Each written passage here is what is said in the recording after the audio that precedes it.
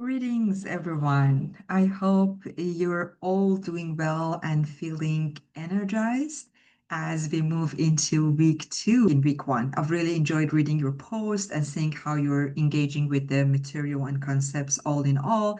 And it's clear that many of you are putting through an effort into your learning, and that's exactly the kind of mindset that leads to success, especially in this course that we are addressing different aspects of technology and innovation.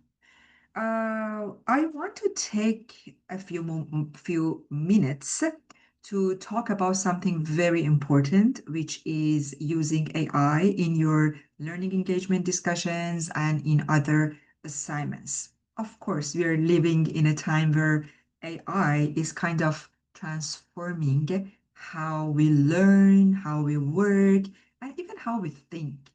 And you have the unique opportunity to use it as your personal learning assistant, which is a brilliant opportunity. Whether you're using CMU's in-house AI tutor or any other AI tools, I encourage you to make the most of them. You need to think of AI as a powerful tool that's here to serve you, to help you explore ideas, clarify different concepts, and definitely strengthen your understanding. And not just copying and pasting the material, which is absolutely meaningless and useless. Remember is that your learning comes from your own reflection, not from copying and pasting AI generated text.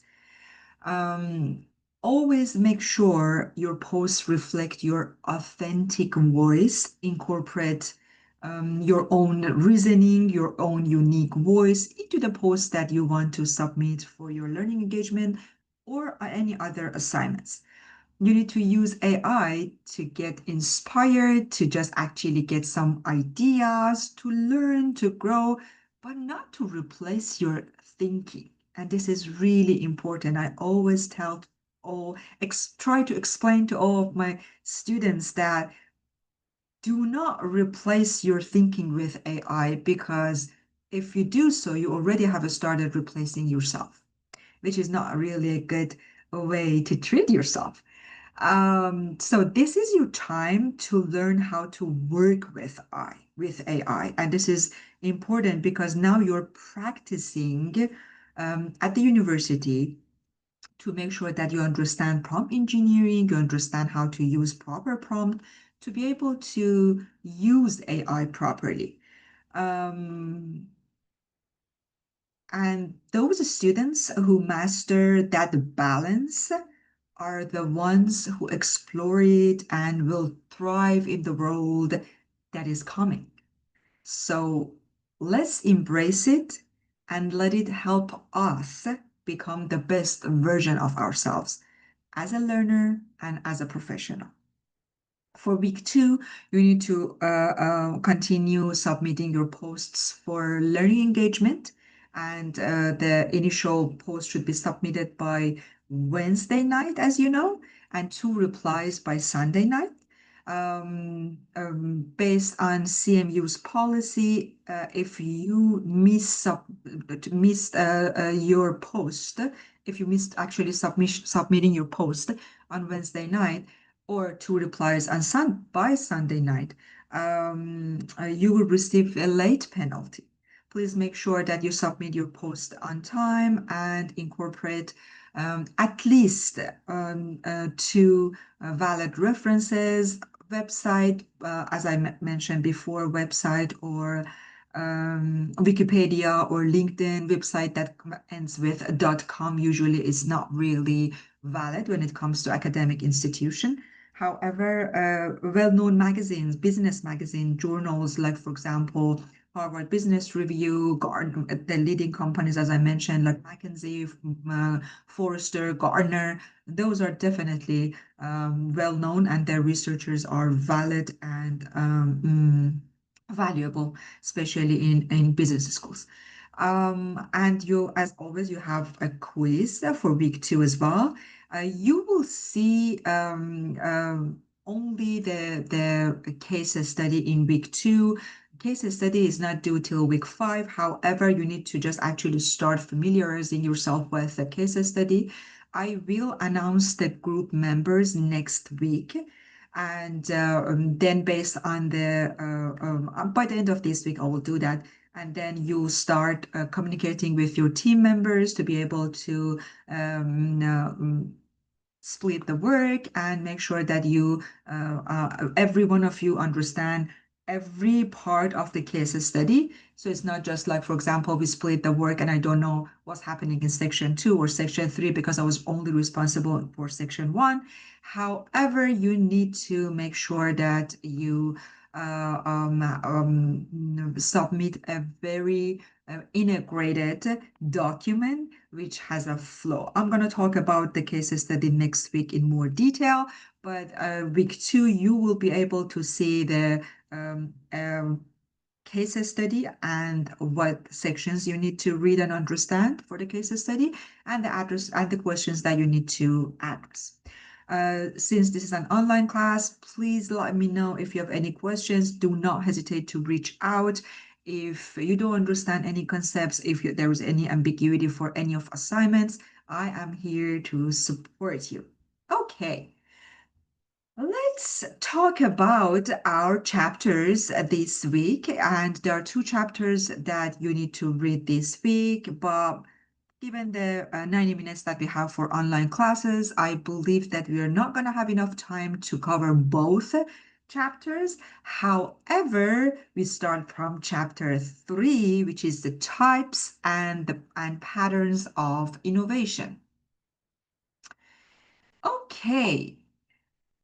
As you know, every chapter in this book starts with a very nice case study, which is the real world example of how different organizations are actually faced with these issues that we will talk about in the chapter. For example, in this chapter, we're talking about innovating in India and the Chotukol project.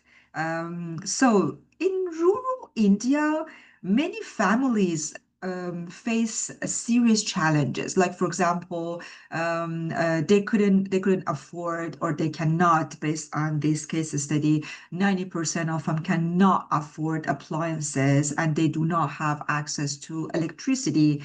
And as such, they don't have refrigerators to store their food.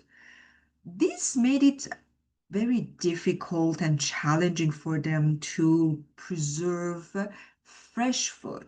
And that was a big problem for their daily lives. Imagine that you don't have refrigerator, and sometimes we just actually take it for granted, and it's just not really the case for many places in the world. So as we talk about the entrepreneurs and the source of innovation in week one company called Goodrich and Boyce, if I'm not mispronouncing their names, um, uh, this company usually makes larger appliances, and they noticed this gap in the market. And that was just like really interesting to them that, hey, there is a gap in the market, so we can actually come up with an innovative, novel idea here. So they saw an opportunity to create a smaller, cheaper refrigerator to help these rural families. But when they started developing this refrigerator, they learned that their initial assumptions um, were not entirely correct because the rural market didn't need a regular fridge because most of them didn't even have electricity to power it. So the regular fridge didn't fit the demand, and it was just not the best solution for this issue. So they tried to rethought their design and came up with something much more innovative. And as you can see here, they came up with another solution, which was a portable battery-operated refrigerator. And it was just definitely lightweight and could run on a battery. And these characteristics make it usable even in the places without electricity. So, uh, so in the India and in that market, to make it even more attractive, they added something else, which was like customizable skins. So people could choose how it looked, make it like actually both practical and very fun and cool for everyone and every family.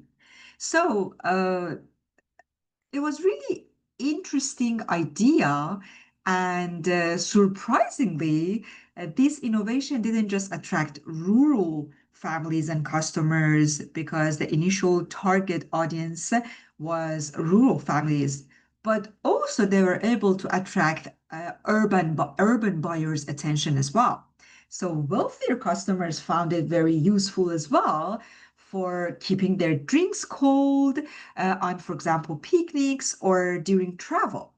So the refrigerator became really popular across multiple groups, and even for those people that have access or had access to electricity. So another factor that really set this product apart from others and other innovative ideas, especially when it comes to um, this aspect and this sector, was its distribution system. Why? Because instead of selling the fridge through regular store, which was very difficult because some rural areas they didn't have stores or at least proper store to be able to sell these fridge. So this company decided to sell it at post offices, which is very common in rural areas and already have a widespread reach. So everyone had access to these post offices. That was a brilliant idea, right? And this innovative idea helped to make the fridge more accessible to more people, more individuals in remote locations as well. Because everyone in the country had access to one of these post offices to be able to just actually send something or receive letters. So it's just like very amicable solution. Uh, this product called the Chotuku um, actually won several design awards and received many recognitions from Fast Company, which even named the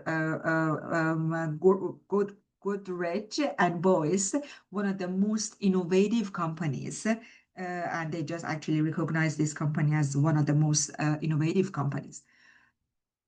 The whole case study shows their innovative thinking and how that innovation not only solved a real world problem, but also set them apart in the market, right? So understanding the customer's true need is absolutely crucial because they initially thought they could sell a regular refrigerator, but after listening to their target audience and understanding their true need, they created a much more useful and of course relevant product. Another lesson learned from this case study is that innovation is not just about technology. It's about how you approach a problem and how you think creatively about the solution. And of course, whenever you're thinking about an innovative solution or innovative idea, you need to think about other aspects, particularly about distribution, because it's very important that how you get your product to people, and is actually crucial because as we talked about it, selling at post offices help the company to reach areas where traditional stores could not even reach those areas, right? So all in all, this is a very good example of how innovative thinking can lead to unexpected solutions and breakthroughs in business. If usually when I teach this in classes, and it's not an online class, like in-person classes, I try to discuss this a little bit more and connect it to the modern issues. Like, for example, a company like Tesla, that they're using similar principles and they're innovating not just their products, but their distribution and energy solution as well. For example, they are building solar powered charging stations in places where access to traditional power grids is very, very limited, right? And it's about creating eco-friendly portable solution that everyone can access to their product, like this case study for Chotoku.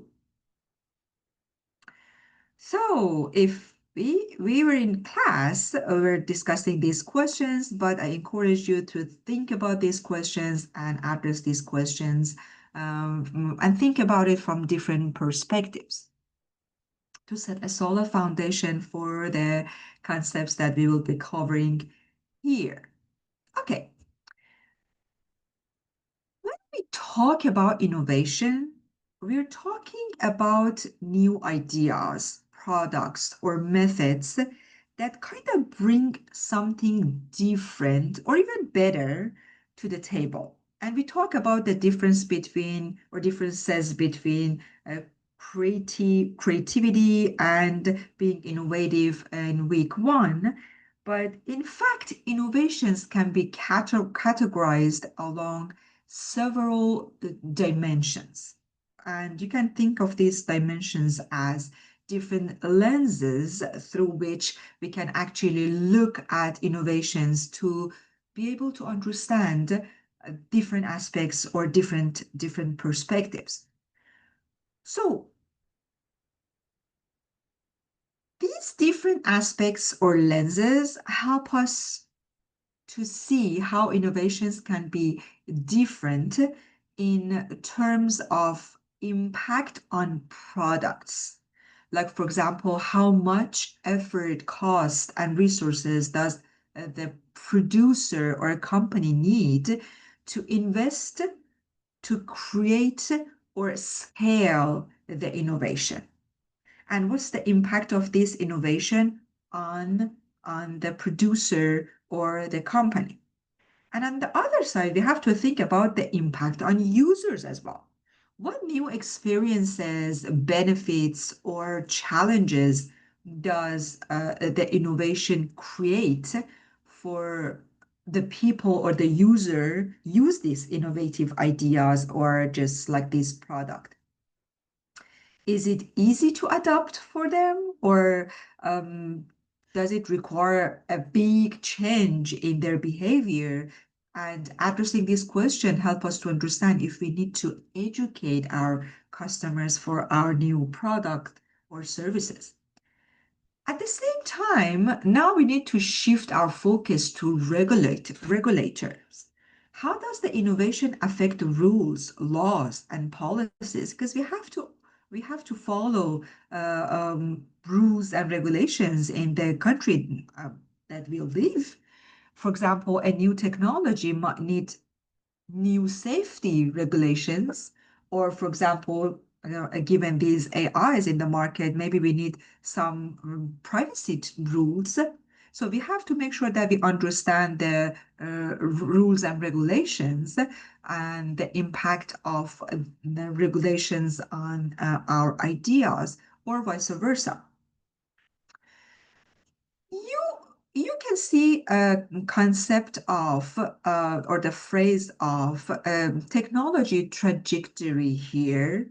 And for those of you who are interested to understand what is this phrase, this is a path a technology follows over time as it develops and spreads, right? It's just like the history of the technology.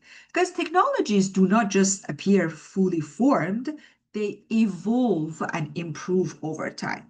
And they usually go through different stages. Uh, you can think of, like, for example, the evolution of smartphones, right? The first model were, if you remember, were just like kind of big, bulky, and they had very basic features. Over time, smartphones improved, getting slimmer. Look at iPhone 17. It's just like the thickness is like a couple of uh, credit cards or the cards that we have. And faster, they became faster with better cameras and more functions for sure. This is technology trajectory, a pattern of change that kind of allows us to predict how a technology will evolve over time. Researchers have noticed some patterns which are kind of consistent in how technologies follow these trajectories. Some of them include, like, for example, initial improvement. We're going to talk about this pattern and how it goes in different slides here in next slides. But in general, they notice that technologies often start off basic, very basic, or we call it imperfect. And then they gradually get better through innovation and feedback. You can think about how early personal computers were large, like as big as a room, and very slow compared to the super fast portable laptops we have today. And now we just actually seeing like the breakthrough, innovative ideas when it comes to computers and all uh, the landscape is if I'm not sure if you have watched the latest NVIDIA summit, which was, if I'm not mistaken, released 2 or 3 days ago, and it's just amazing. If you have not watched it, please do so. And they're talking about AI factories, the tokenization of AI factories, and it's just like different level. It's definitely a shift of paradigm that we are witnessing, which is really interesting. I wouldn't say scary, but if you cannot understand it, it definitely would be scary, and it will be scary, but very, very interesting. But one thing for sure is this paradigm is changing dramatically. After this initial improvement that it just actually starts very basic and then evolve and getting better and better, we have the concept of diffusion, because as technology improves, it starts to spread more and more people or companies began to adopt it, right? This is the rate of diffusion. And we reach to such saturation, and we're going to talk about these phases and there and a couple of real life examples in this chapter. Okay. Um, let's first understand what's the difference between product innovation and process innovation, because there are two separate concepts, interconnected, interrelated, yet separate concepts. Let's understand these two concepts together first. When you're talking about product innovation, We usually talk about the creation or improvement of goods or services that any organization can make and offer to the market. It's all about new product or upgraded product that provides better features, performance, or values to the customer. When we are saying upgraded, we are not saying about like one feature, right? We are saying about just like absolutely a new product. Like, for example, still is a smartphone, but very different from the previous generation, right? And actually, a smartphone is a very good example. The transition from basic mobile phones to like different features that we can see these days in iPhones is a very good example of product innovation. Like, for example, we have high-res camera, long-lasting battery, powerful OS, and it's a huge difference to customers to have this type of phones for themselves. Or, for example, another example is Tesla's electric car. Tesla introduced electric cars that are more efficient, eco-friendly, and compared to traditional gasoline-powered vehicles is just like definitely a game changer in the automobile industry. Now, talking about process innovation is about improvements in how an organization conducts its business, especially, for example, about the techniques or methods they use to produce or deliver their goods or products or services. And it's about just like making operations more efficient, cost effective, faster, right? Right. For example, here we can talk about manufacturing efficiency in automotive industry, like we have automated assembly lines, right? Like for Henry Ford. Those are like actually process innovations that made productions way faster and cheaper and made cars more affordable for many, many people at the same time.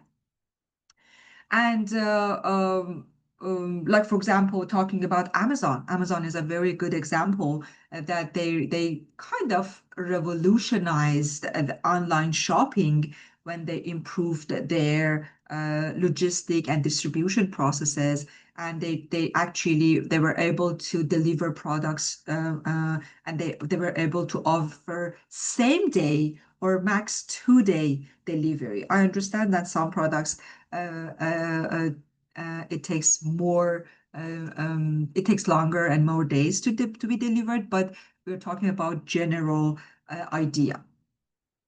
So they just actually this helped the company, Amazon company, to kind of scale rapidly and deliver a superior service, which basically no other company can now compete with Amazon. And you are seeing that Walmart, even Walmart as a very well-established company in the market, they are just actually closing their stores because of Walmart, because of Amazon, right?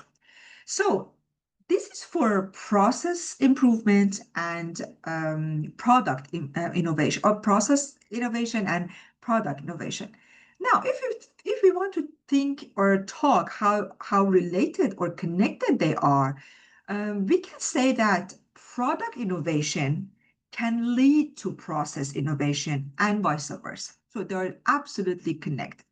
Sometimes a new product will require a company to innovate the way it does things, and a new improved process might lead to the creation of a better product. For example, you can think of an Apple iPhone, and the introduction of iPhone is a product innovation. The iPhone itself pushed other companies to innovate how they produce phones, and they needed new manufacturing processes, improved supply chain management, and more efficient ways to deliver these products to their customers, right? On the other hand, improvements in production, kind of or the production techniques, which we called process innovation, those techniques could make a company's product more affordable, with better quality, and it definitely can lead eventually to product innovation. For example, if Amazon is using, or Tesla, they're using advanced robotics in manufacturing, that might lead to creating better products at a very like more affordable and lower cost, right?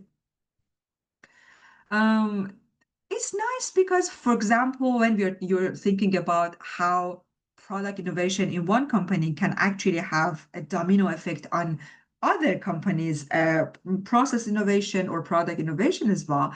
You can just actually see a lot of real life examples. For example, UPS is a very good example here. UPS created a new distribution service, right? It was like a product innovation for UPS because it's a new offering to their customer. However, this product innovation also improved the processes for its customer. Why? Because it allows them to distribute their goods more efficiently. So the technique changed there as well, and it became more efficient.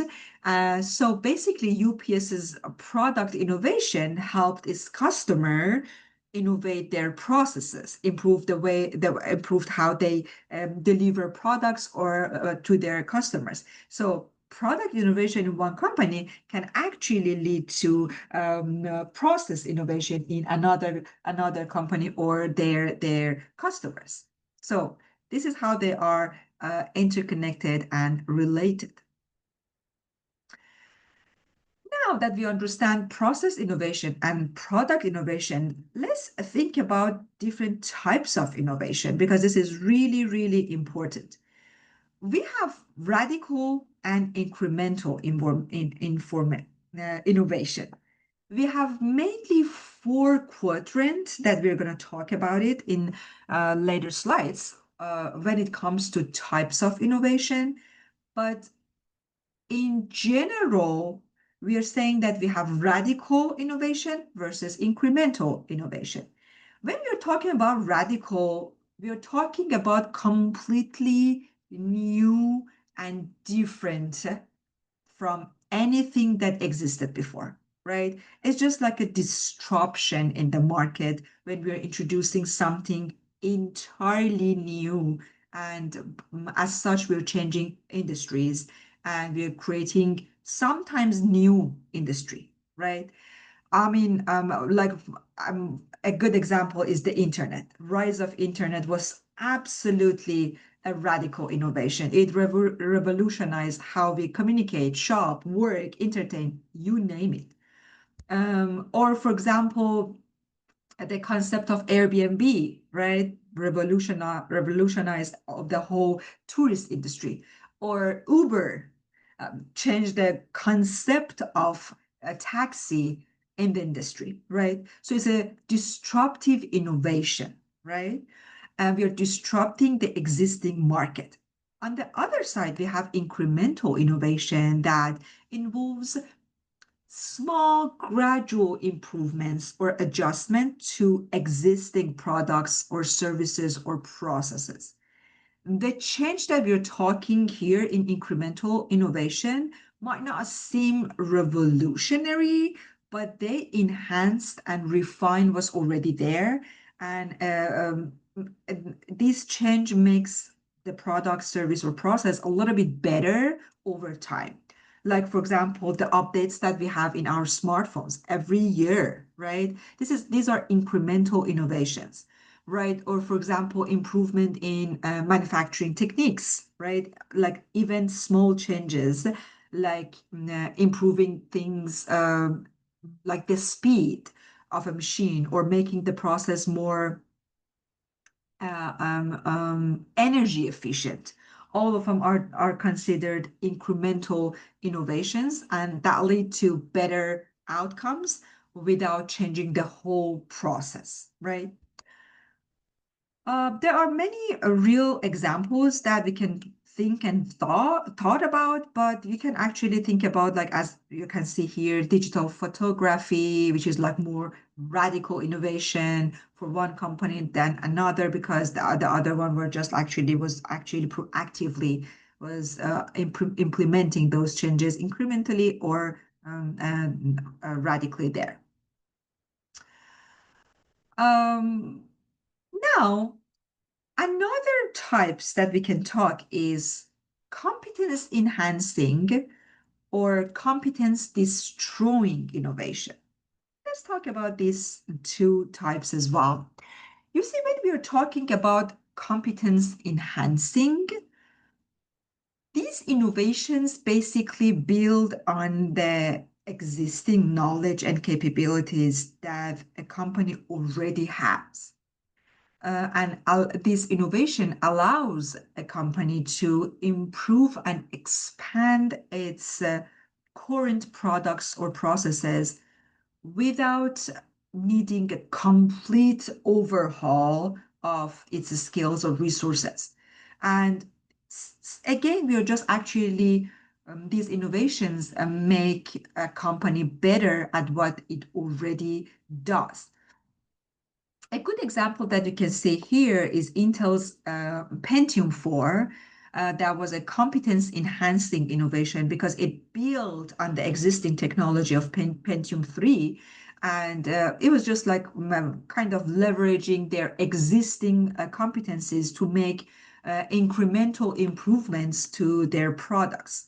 And it matters a lot because competence enhancing innovations are generally easier for companies to adopt because they align with their existing skill set and knowledge, and they help the companies to stay competitive and then continue improving without having to radically change everything, like their strategies, their processes, their skill set, everything, right? Another type is competence destroying innovation. It's just like make a company's existing skills, knowledge, technologies, all of them obsolete, right? These innovations completely disrupt the way a company operates, and they just actually change the landscape. So this type of innovation often requires companies to learn new competencies from scratch. You can think of like many examples, like for example, electronic calculators and side rulers, right? Or many other examples that you can think of that it kind of disrupted the way that companies were working and were operating. And it really matters a lot to understand this type of innovation because these type of innovations can be disruptive and, to be honest, extremely challenging for companies. Companies that heavily rely on their established competencies may find these type of innovations, the competence destroying innovations, extremely difficult to handle or to adapt to new technologies because they face a lot of challenges, and mainly the challenge is to innovate fast enough to keep up with competitors who are embracing new technologies in the market. As I mentioned a couple of minutes ago, like Nvidia these days, that are just actually disrupting their own products over and over again in a very short time. And the concept of cannibalizing, we're going to talk about this concept, cannibalization. They actually eat their own products. Well, they can actually have benefits from the existing products, but they introduce their new product to the market. Why? Because of the industry that they're active in. Because, for example, IT, with all the swift changes and technological advancements, they cannot wait to milk their their existing products enough. So they need to cannibalize their own product to be able to lead the market. So these are just like different examples. And like, for example, you can just actually think of a modern example like blockchain technology in fintech.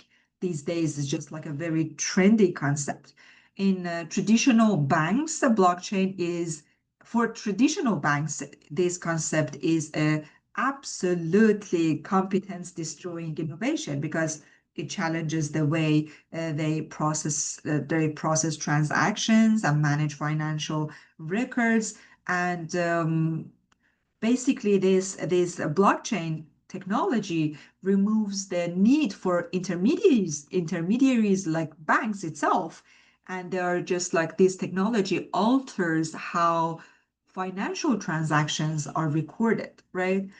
So, like for example, the concept of cryptocurrency companies and fintech startups have seen blockchain technology as a competence enhancing innovation, but for traditional banks is absolutely competence destroying, right? That they need to adapt quickly, otherwise they cannot maintain their competitive edge, or maybe they actually need to get out of the market. Okay, now let's talk about architecture's component innovation. Talking about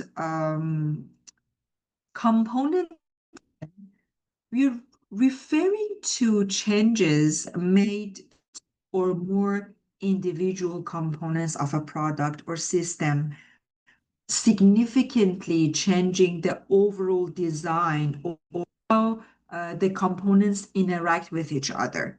So the overall remains the same, but the specific parts are connected or updated, right?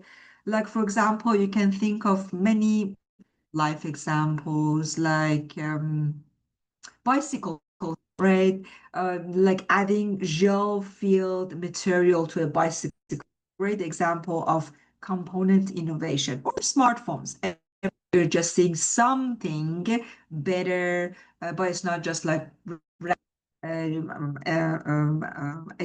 radical change. But on the other side, we have the concept of architectural innovation that involves uh, different components or architecture of the system or how components interact with each other radically.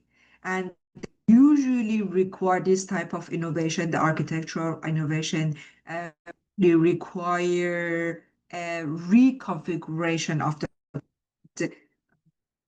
may involve modifying components are integrated into the system as a whole. Uh, Another example that we can think of is just like a transition from bicycle to kind of safety bicycle. The safety bicycle is just like the equal-sized wheel, and but the architectural innovation was there. So many things in the design and how components are integrated and are related to each other. Differences between these innovations, component and architectural differences. In component in innovation, we are improving in the product and the overall system design remains the same. It means that the whole innovation is less risky. Well, on the for architectural innovation, we need to the entire system or how components are in other. So and that those changes are made to the overall and is usually required redesigning the whole system, whole component that and it's just like more risky and more disruptive. Really important for organizations to understand these differences because this is need to react. These are the risks that they need to calculate for taking steps towards each and every one of these innovations.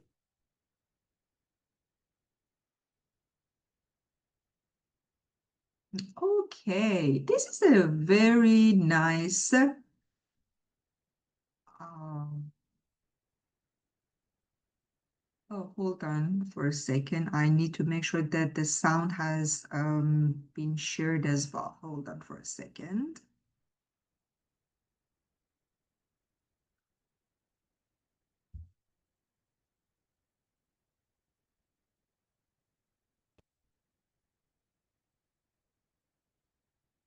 Okay, hopefully you can hear it now. 1. What is innovation? It is when Apple launched its first generation of iPhone. It is when Uber started its ride-sharing revolution. It is when Netflix built its realm of video streaming. It is when Canon made copier and printer small enough for small business and families. Innovation can be categorized in many ways. One way to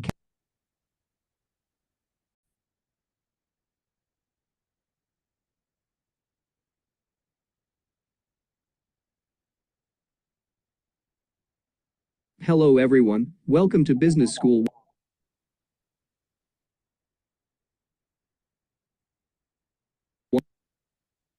101. What is innovation? It is when Apple launched its first generation of iPhone. It is when Uber started its ride-sharing revolution. It is when Netflix built its realm of video streaming. It is when Canon made copier and printer small enough for small business and families. Innovation can be categorized in many ways. One way to categorize innovation is to classify it based on two dimensions: the technology it uses and the market it operates in. In this video, we use a 2x2 innovation matrix to visualize the four most common types of innovation. Type 1. Incremental innovation. An incremental innovation squarely builds on an established knowledge base and steadily improves an existing product or service offering. It targets existing markets using existing technology. After the first generation of iPhone, the following generations of iPhones are good examples of incremental innovations. From iPhone 2 to iPhone 14, the iPhone has undergone multiple iterations, with each new model offering a sleeker model, better camera, or improved speed or graphics. Another example of incremental innovation could be Gillette's razors. Gillette constantly upgrades its razors, adding new features, like extra blades, heated razors, and a pivoting head. Please keep in mind that in the real business world, most innovations belong to incremental innovations. Compared with other types of innovations, incremental innovation has four major benefits. Number 1. Reduce risk. As we know, innovation failure rates are high, especially in a rapidly changing market. Many businesses can't afford to take major risks with any long-term investment, like developing new technology or R&D projects. However, with an incremental strategy, making small, continuous advances without putting the company's budget or sustainability on the line is possible. Number 2. Increase product diversification. If a business focuses more of its efforts and R&D budget on incremental innovation, the shift towards new concepts is more gradual. Consumers are more open to adopting familiar products with new upgrades. Number 3. Stay competitive. By continually iterating on existing ideas, companies can develop newer, better versions of products, while simultaneously generating profit from the current versions. This incremental innovation strategy enables companies to retain their market share and current customers by always staying top of mind in the industry with another update or new feature. Number 4. Lower innovation costs. Lastly, one of the most apparent benefits of incremental innovation is its relatively manageable impact on the company budget. An incremental strategy won't break the bank, as it offers a degree of affordability that allows a business to make minor enhancements without allocating a considerable amount of financial resources. However, incremental innovation also has two major drawbacks. Number 1. Overcomplicate the product. There is a risk of overcomplicating products and adding too many features no one wants to pay for. Thus, companies shouldn't ignore the customers who just want a simple, low-cost alternative to their products, unless they specifically choose to target the more demanding customer segment and provide them with premium products. Number 2. Miss the opportunity for a radical change. Another risk related to incremental innovation is that the market may, and will, change at some point because of disruption. If that is the case, companies that only rely on incremental innovations aren't going to keep up their competitive advantages. Type 2. Disruptive innovation. Disruptive innovation is when new technologies and products are created to serve an existing market. This type of innovation is enabled by new technology that provides a more efficient and accessible alternative to what already exists in the market. Remember, these are very important. Sometimes people say that disruptive innovation is just like actually same as the radical innovation. But this is not a true statement. Sometimes you see people, you hear many managers use radical innovation and disruptive innovation interchangeably. There are differences. There are differences between these two types of innovations because, as you can see, the quadrants is different. The quadrant for the disruptive innovation is when we are for disrupting the existing type of market with new technology. So already we are just actually bringing an innovation to the market, introduce that innovation to the market. And by introducing that innovation to the market, we are kind of disrupting the way that we operate in the existing market. You can think of it as a very nice example, like for example, Uber. So the taxi concept or taxi industry was there. So the market was there.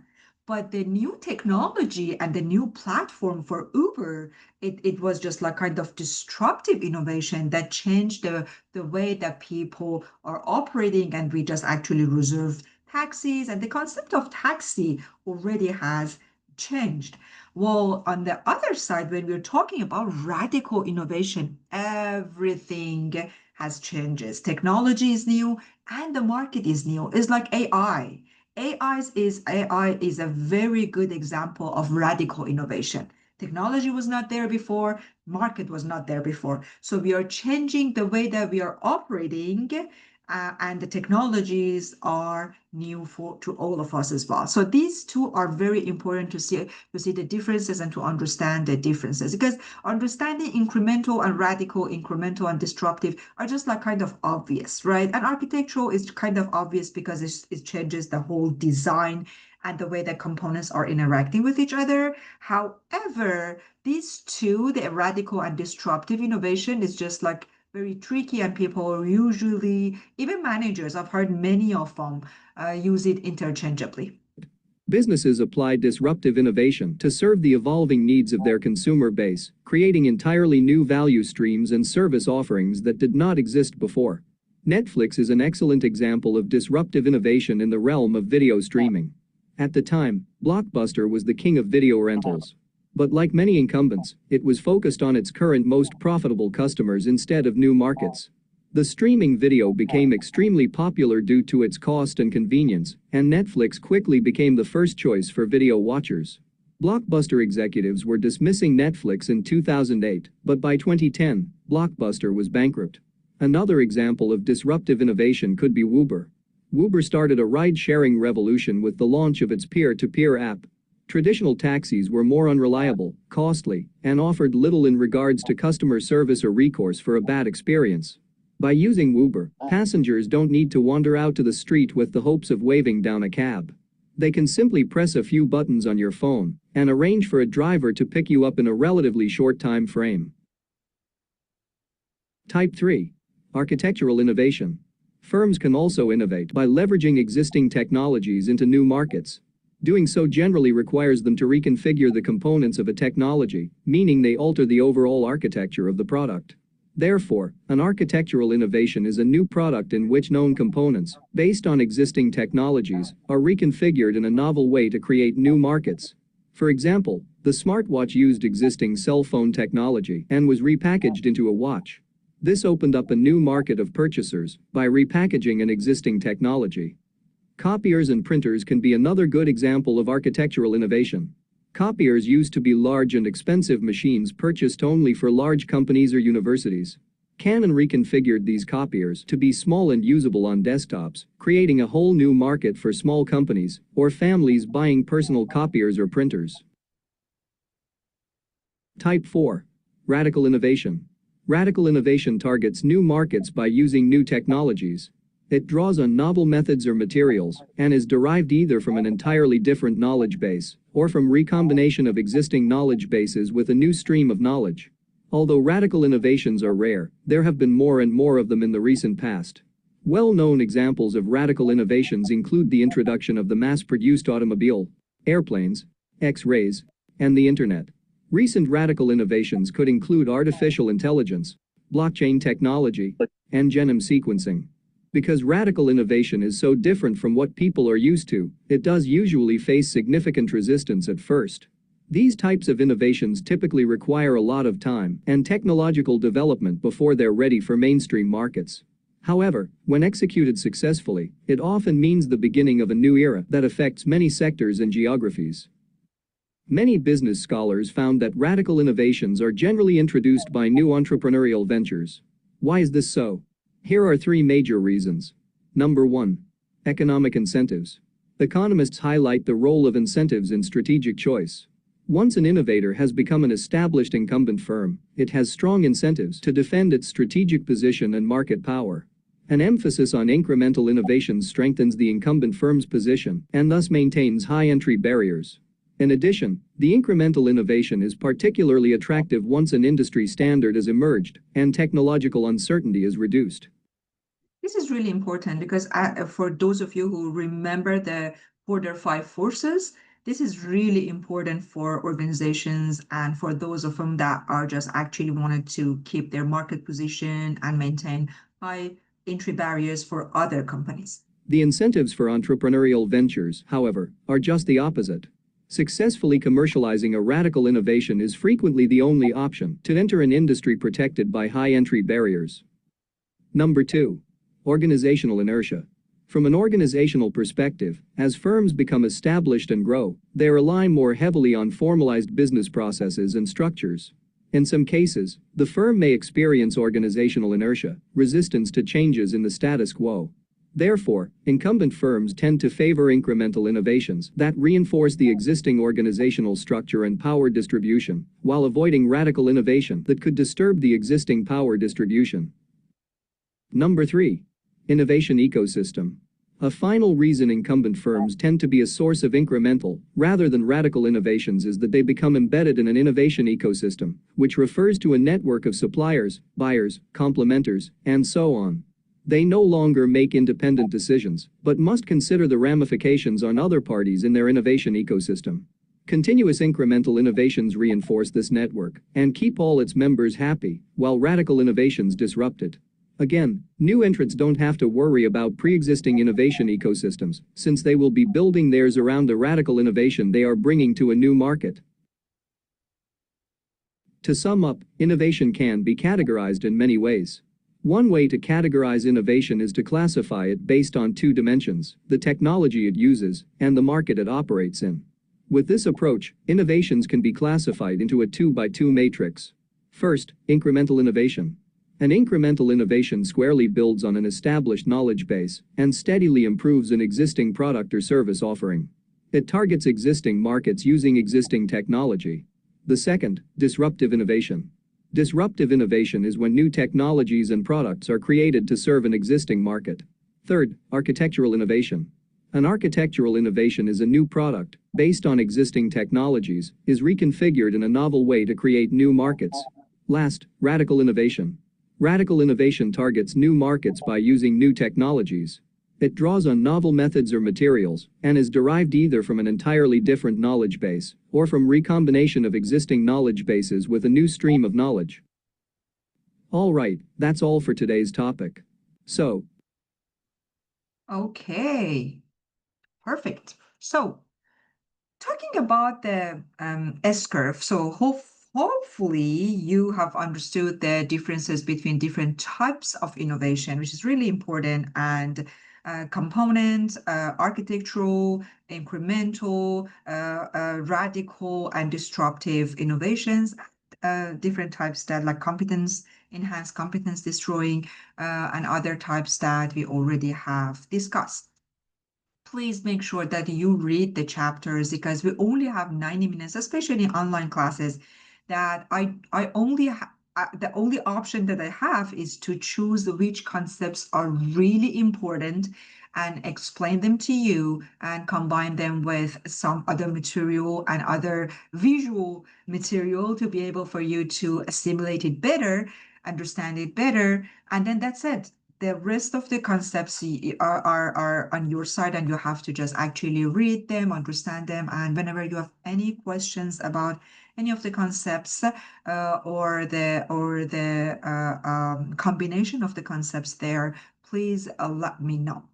Okay, you're looking at a um, very helpful tool for managers called technology S curves.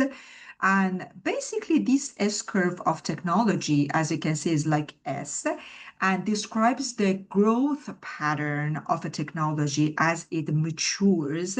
And usually, it typically follows a three-stage process. We talk about it very briefly at the beginning of today's lecture. But as you can see, the beginning is slow initial growth, right?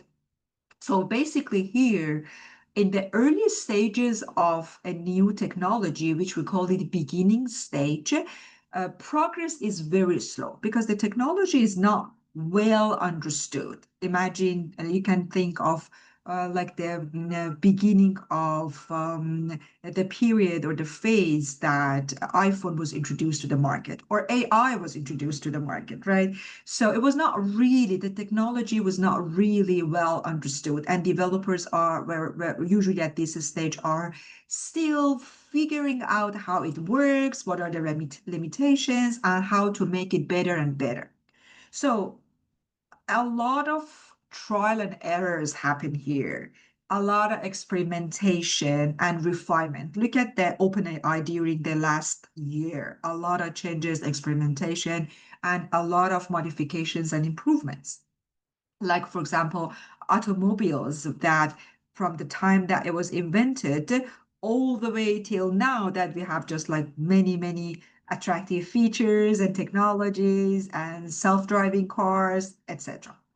And then we just actually go to the next phase, which is the rapid acceleration. It's a growth stage, as you can see. It's just like a rapid acceleration. And here, as knowledge and understanding of the technology increases, we can see that improvements come faster, right? So engineers, designers, the whole team members gain a better understanding of how the technology works. And then definitely we can have faster development and even innovative breakthroughs, right? So this phase is usually marked by exponential growth. As you can see, it's just like the year when it goes up. You can see exponential growth, and we can see technology improves very quickly, and we start to see widespread adoption. And here, when I was talking about the rate of diffusion or adoption, I was talking about this phase. And then when we just actually reach at the top to the top is the third phase, which is the maturity phase or tapering off. At the top of S, you can see that, right? So as the technology matures, it eventually for sure reaches its limits and all the limits of its potential. So at this point, most of the easy improvements have been made and kind of any further development becomes harder and slower. So or sometimes very expensive, right? So it's better to come up with another new, different product altogether. So the rate of improvement starts to level off. That's the reason we're saying tapering off stage, right? So as we have approached the technology's maximum potential, we can just see that, okay, this is what happens. So the improvements are more incremental and slower. And this is a very good tool for managers and decision makers because they understand how technologies evolve over time. And understanding this gives them the knowledge on how to approach the market if, for example, if they want to invest heavily in research and development, if the technology is at the earliest stage, this is the time to do that, right? It's just like and it shows if it goes to the exponential growth, it shows obvious sign of success of that technology. So, and it shows that the market, in the market, that technology, it gains attraction and attention. So it is working, right?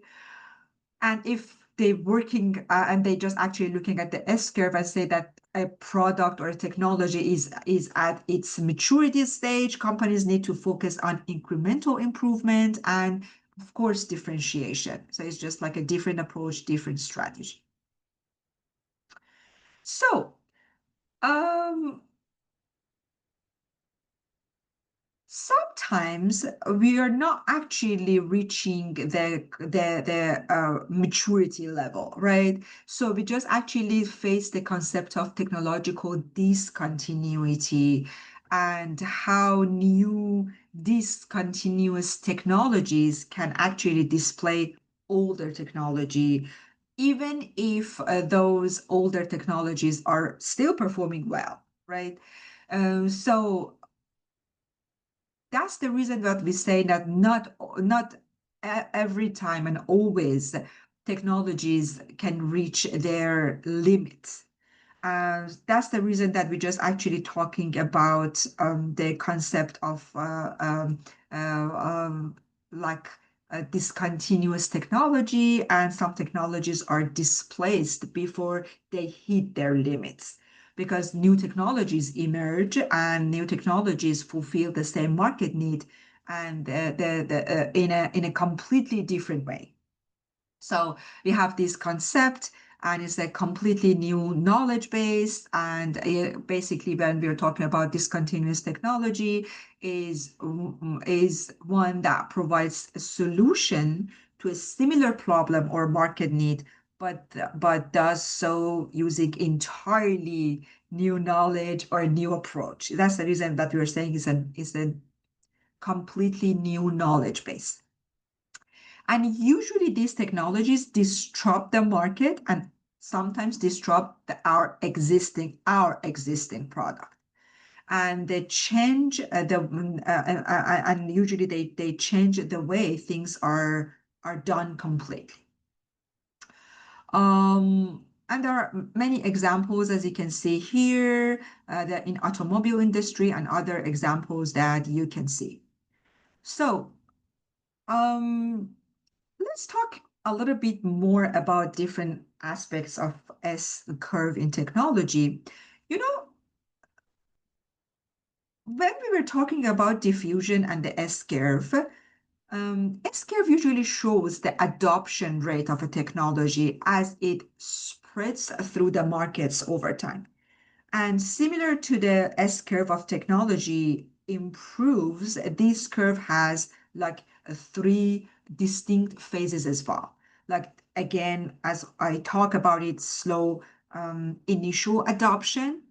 When a new technology first emerge, adoption is very slow because it's still, people are not familiar to the technology. And then we have like rapid acceleration because people have a better understanding of its benefits. And of course we can have like we can see early majority of users start adopting it. And we're going to talk about this in different categories as well.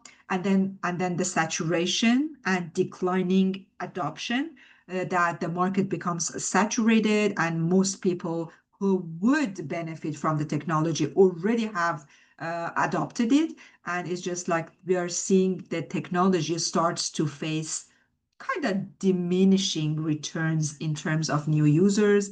And again, it's very important to understand this diffusion or the technology diffusion and how and why does technology diffusion take time and how it happens. It's very important for us to understand it because especially when new technologies come to the market, we need to just actually understand the market we need to understand that people are not familiar with it. They need to gain experience, or sometimes the new product acquire complex knowledge to use them efficiently. So it's just different. I can think of 3D printing technology.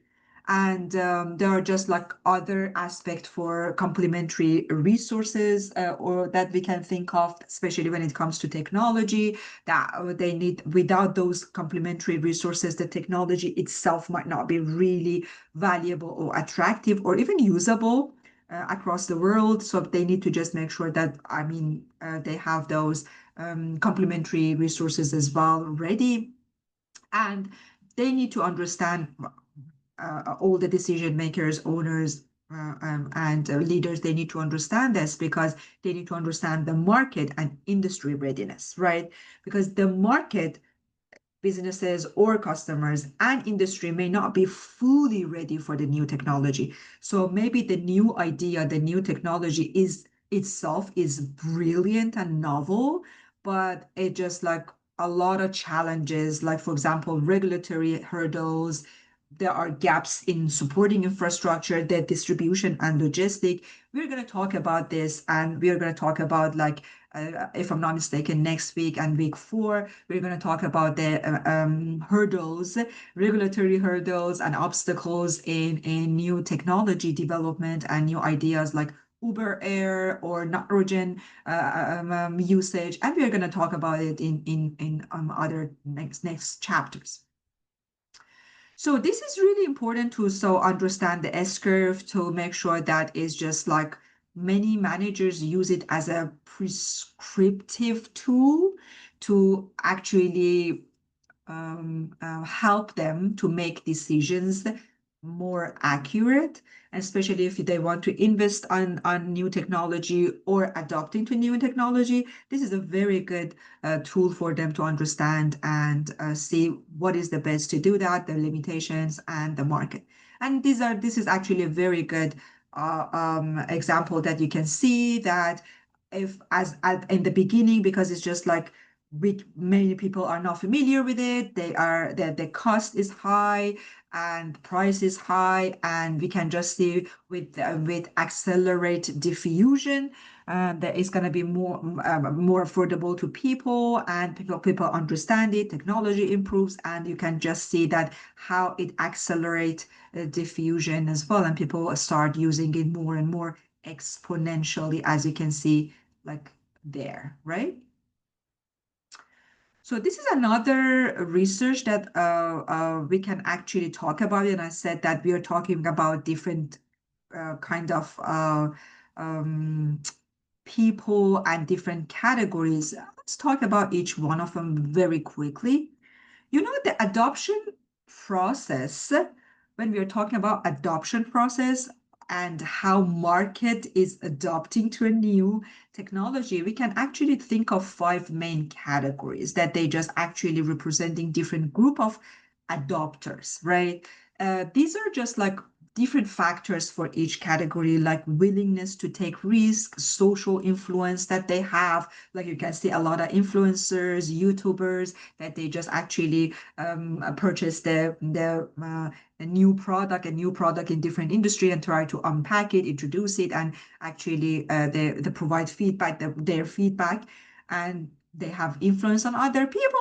So it's just like important, and how they can access to resources. So understanding these different categories very important, because companies know who to target at different stages of introducing a new product or technology. As you can see, innovators are like only 2.5% of adopters. These are first group of people or individual to adopt an innovation. Their appetite to take risk is high. They can afford it. They are adventurous. They are risk takers. They're comfortable with complexity and uncertainty. That's the reason that are usually very excited by innovation. They don't mind dealing with challenges, and they just actually want always to try something new. And of course, they have access to the required financial resources, so they can afford risking and purchasing the new product that is just like risky and we don't know it's going to work or not. Another category is like early adopters, 13.5% of adopters that they just actually come next. And they are very crucial in the adoption rate because they influence the rest of the population to follow. And they are usually not high risk taker, but and they are well integrated into social system, right? So they're well connected within their social networks in different social medias, YouTube, Instagram, Twitter, etc. And they are seen as opinion leaders in their communities, and people actually believe in them and they just actually accept their words. So they are kind of companies, they just actually count on them as their missionaries for their new products. So based on their influence, they just actually they are called missionaries of new products. So they have great potentials for opinion leadership, right? So people trust them. And if they said that this is a good product, the possibility of having another category following them, which is early majority, which is 34% of adopters, is very high. So you see, there is like a gap. If they say the product is good, we are going to have the rest of the curve. And if not, or graph, and if not, that's it. That's going to be the end of our product in the market. So you see how important the early adopters are for any company. So early majority is like the next group to adopt to the innovation. And as I said, they are 34% of the population. And they're very pragmatic. They just want to make sure that the solution, the product is very practical. They are not opinion leaders. They just actually wait for them to see what they say. And they usually want to just take less risks. And then we see late majority, again, 34% of adopters. They are usually skeptical and they just actually very doubtful about the value of the new technology. And they need to see, they're very cautious and they need to see a high level of proof before they make the leap. That's the reason we are just calling them late majority. And they also face a scarcity of resources, especially financial resources. So when the technology is expensive, they're just like more hesitant to use them. But eventually they'll join the group. And then the last category is just laggers, 16% of adopters, and they are extremely skeptical. They are based on past experience. They are resistant to change, and they usually do not like change, and they whenever you see them changing, it means that they have no other option but changing. And as you can see here, it's just like the S curve, and then you can see the early innovators and the early majority, late majority, and laggers, and then the 34%, 60 on the top and on the right hand side, and the 2.5 and etc. So we have another concept called segment zero, which is a nice concept actually. You know, we talk, as you can see, just like a graph here, and as time progresses, technologies exceed the requirements of the low-end market much more than mass market and high-end markets do, right? So like the concept of segment zero was just like a serious threat to Microsoft, right? What is the meaning of segment two? That was just like a group of early stage customers who adopt new technologies, even when the technology may not yet be fully developed or widely available. We talk about the early adopter here as well. So the segment zeros represent a niche market that is not necessarily concerned with the product's limitations or imperfections. So there are kind of pioneers or innovators who give early feedback. And that feedback is really important to companies like Microsoft in this case, to be able to improve their products over time. However, over time, as you can see on the right-hand side, the graph at the right-hand side, and as you can see, over time, these technologies improve and the low-end technologies start to meet demands of mass market. Everyone has access to those technologies. So even customers who were previously not willing to adopt early, they are just actually have access. So in other words, technological advancements are happening so rapidly that even the low-end version of the technology can actually, or the better word is eventually meet the needs of the like more people, more mainstream, and it just like they actually many companies like Microsoft, they lost the opportunity of having the segment zero to be able to receive feedback in time and improve their um, um, products better and better. So I do not have more time. Let's just actually talk about a couple of um, here. Another concept that I wanted to talk about is technology cycle. You know, there are two scholars that Anderson and Tushman, they expanded the idea of just like actually technology cycles and how the changes happens in the cyclical pattern and is not linear for sure. It's just like the cyclical. And it's just, as you can see, the pattern consists of periods of turbulence and uncertainty, and then followed by dominance and then incremental improvements, right? Let's talk about this briefly. You know, when you have like the technology discontinuity, a discontinuity happens when a new technology completely disrupts the existing way of doing things. And we talk about it and saw how the game changer it is, and it actually caused paradigm shift in the market, right? Like for example, shift or transition from horse-drawn carriage to automobile, right? And then we just actually see the era of ferment. So after a discontinuity, there is an era of ferment, and kind of a chaotic period where there is a lot of experimentation, competition among different companies and technologies, and a lot of ideas, new ideas are being tested, and it's not clear which one, which solution or which idea is going to be the dominant one.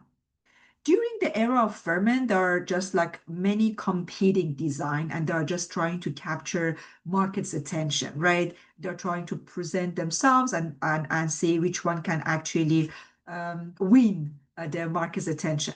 The next phase is dominant design emerges. After the era of ferment, one of these competing technology kind of begins to win out, which is a dominant design and emerged as the preferred or standard technology in the market.